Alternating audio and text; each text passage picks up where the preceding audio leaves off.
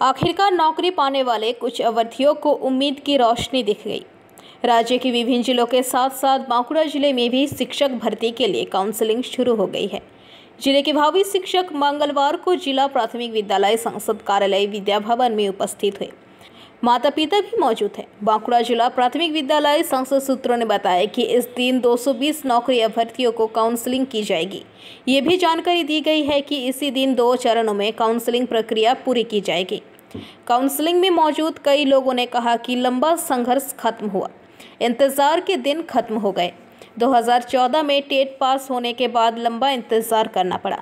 उन्होंने कहा अब सिर्फ नियुक्ति पत्र मिलने की देर है।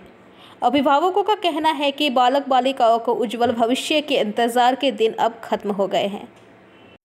এই চাকরি আজকে প্যানেলে আছেন, আপনারা আজকে স্কুল চুজ করতেছেন, কতটা খুশি এবং এই জার্নিটা কতটা কঠিন ছিল? হ্যাঁ, খুশি তো খুবই হচ্ছে, কারণ আমরা 2014 সালে পরীক্ষা দিয়েছি। তারপর একবার ইন্টারভিউ দেওয়ার সুযোগ পেয়েছিলাম, কিন্তু তখন ট্রেনিং ছিল না বলে সেবার পাইনি। তারপর 2020 সালে যখন 16,000 রিক্রুটমেন্ট নিল, তখনও কিন্তু আমার ট্রেনিং পাইনি। তো বর্তমানে 19-21 ব্যাচে আমি ট্রেনিং করেছি এবং এতদিনে আবার সরকার সুযোগ করে দিয়েছে এবং আজকে প্যানেলের নাম দেখে সত্যিই খুব খুশি হয়েছে। চাকরিটা জার্নি ছিল মনে করেন, সেটা তো অনেকটা বেশি ছিল।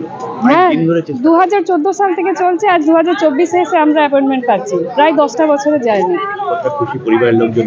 হ্যাঁ, একদমই খুশি। মানে প্রথম সরকারি চাকরি পাওয়ার খুশিটা মানে সত্যি একটা অনবদ্য খুশি। যে লিস্ট পাওয়া গেছে সেটা দেখা যাচ্ছে যে সামনাসামনি স্কুল রয়েছে। এখনো পর্যন্ত আমি এখন তো ভালোই অনুভূতি হচ্ছে, মেয়েরও আনন্দ হচ্ছে। অনেক যে আশা করেছিল সেই আশাটা তার এতদিনে পূর্ণ হলো।